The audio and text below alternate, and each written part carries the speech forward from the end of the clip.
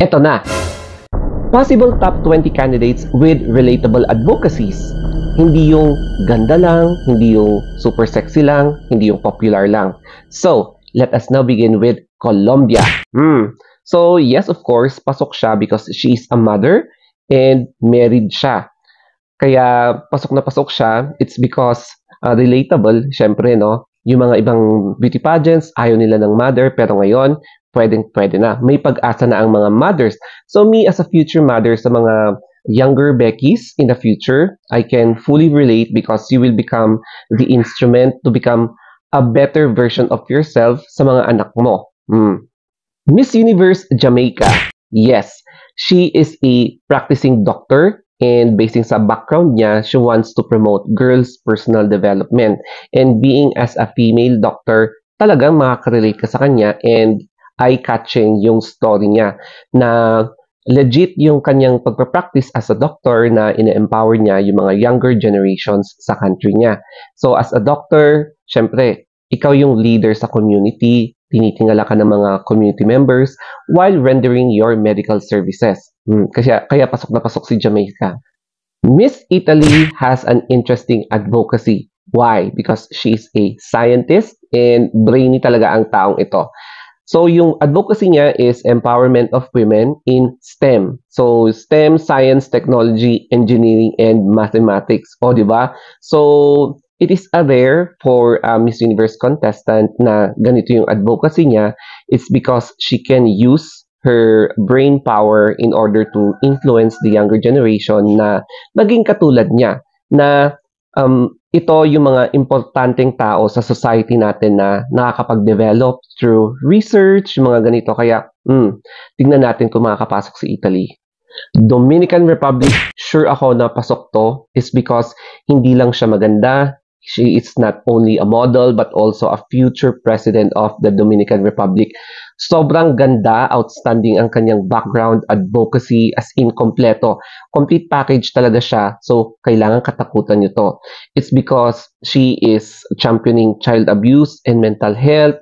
Yung upbringing niya sa sarili niya, nagkaroon siya ng work at a very young age and Stanford University alumni siya, no? If I'm not mistaken. So, wow, grabe talaga itong babaeng to. She might be also a future philanthropist na using her brain power, makakapag-influence talaga siya. Miss Universe of Thailand is another complete package na for sure papasok to. It's because nasa kanya na lahat eh. Na as in, wala ka nang hihingin pa. However, yung strategy lang, no? Siguro bawas-bawasan ng konting show pagka-show off. And yung kanyang advocacy for women's financial empowerment, yes, we can really sense yung advocacy na to because using your own self as a beauty queen, as an icon, can really empower young generations, especially sa mga women who wants to become successful in their business, in their career. So, relatable din tong advocacy niya. Here comes Miss Universe Nepal. As we all know, she is the only plus-size candidate sa competition na to. And yung advocacy niya is all about body positivity and hormonal health.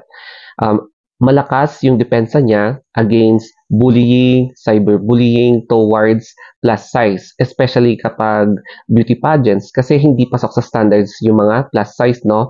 And of course, hormonal health. Pansin na pansin natin yung mood swings niya, di ba? Minsan, ayaw niyang humarap sa mga audiences, minsan, alive na alive siya. It's because pwede nating i-relate sa kapag mataas yung sugar content mo or sugar mo sa blood, pwede talagang makaapekto sa mood mo. Interesting din si Miss Universe Korea. Why? If you're going to base sa kanyang background, she is a self-made entrepreneur, CEO ng kanyang beauty products na in which alam naman natin na very high quality ang mga skincare from Korea and she wants to use that isa sa kanyang platform to empower women to become successful entrepreneurs. And syempre, advocacy for single mothers because like me, I don't need a man in my life because I can be successful na walang lalaki sa buhay ko. So parang ganun din sa kanya. So we don't need any men in our life. Another is Miss Universe Guyana. Napakaganda ng advocacy niya It's because it's all about eradicating poverty, and nakikita ko si Miss Universe Laos sa kanya having the same advocacy. Pero ang concentration ni Miss Universe Guyana is maraming charitable activities ang ginagawa niya para to create livelihood para sa mga younger children or younger individuals to become future entrepreneurs para maging productive sila sa buhay nila, and as a way to eradicate poverty sa kanilang area because Guyana is medyo impoverished sila and medyo mataas din yung poverty rate. Miss Universe Great Britain naman tayo. I believe pwede siyang makuha. It's because it's all about business. So, women in business. And if I'm not mistaken, she is one of the few na milyonarya. O diba? Milyonarya na candidate. A self-made millionaire siya, and I can see na being a CEO, young CEO, talagang makakapag-enhance siya ng influence sa younger generation to become like her, na hindi lang mga lalaki ang pwedeng yumaman, kundi pati siya. So, we don't need really any man para maging successful in life. Miss Universe France, maganda rin yung kanyang advocacy as well as background.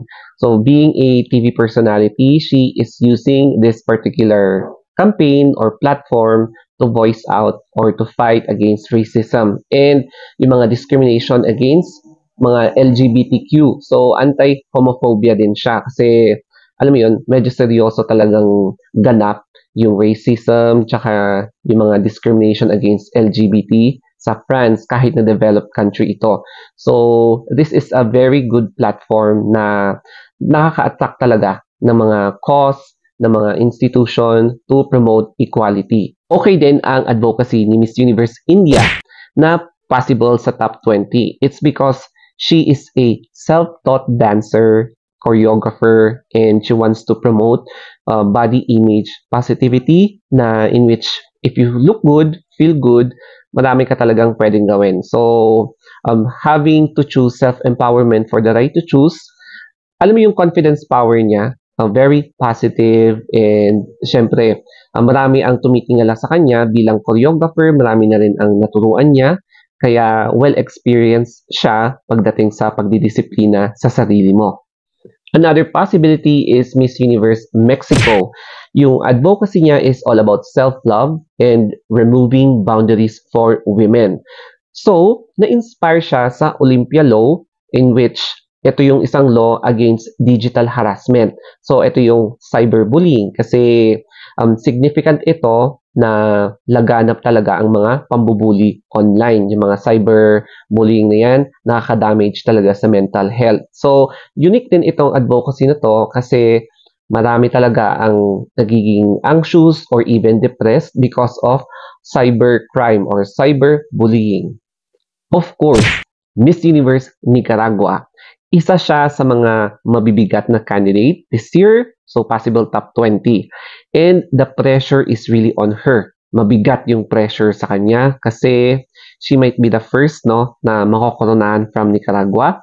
However, yung pressure sa kanya may consequence na nakakasuffer siya ng anxiety, na aminado naman siya.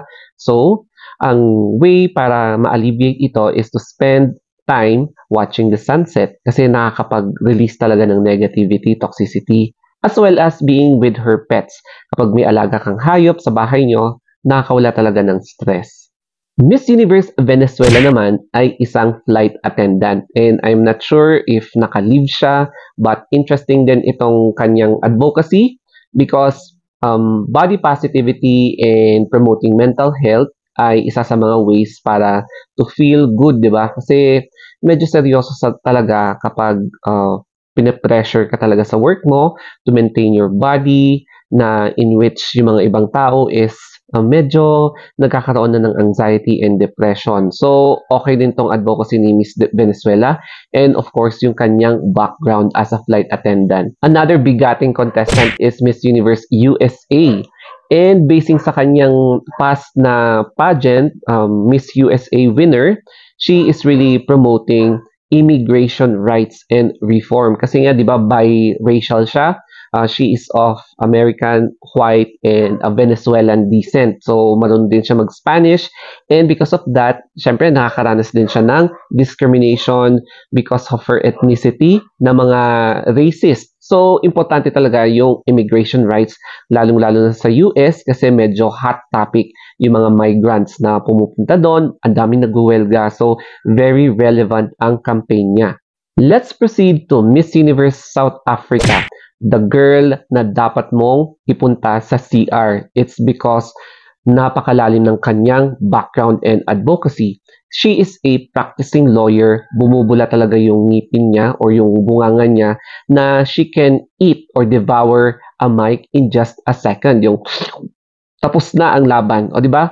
Kasi she is empowering women by means of being very outspoken and syempre, yung credentials niya as a lawyer is very strong enough para maging influential talaga, lalong-lalo na sa country nila na ang daming chaos or sa mga community wherein maraming violence, yung ganon. So, this woman should be watched out.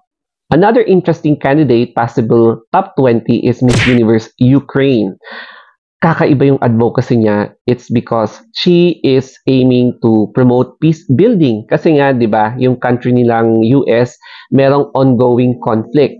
But then, ang pinaka-interesting dito is her fascination with yung research ng extraterrestrial beings. So, meron siyang mga kasamang group wherein they are searching for any signs of life, yung mga extraterrestrial life such as UFO, na possibility of aliens from other planets, yung mga ganon. So, very interesting itong advocacy niya and magiging patok ito sa Miss Universe.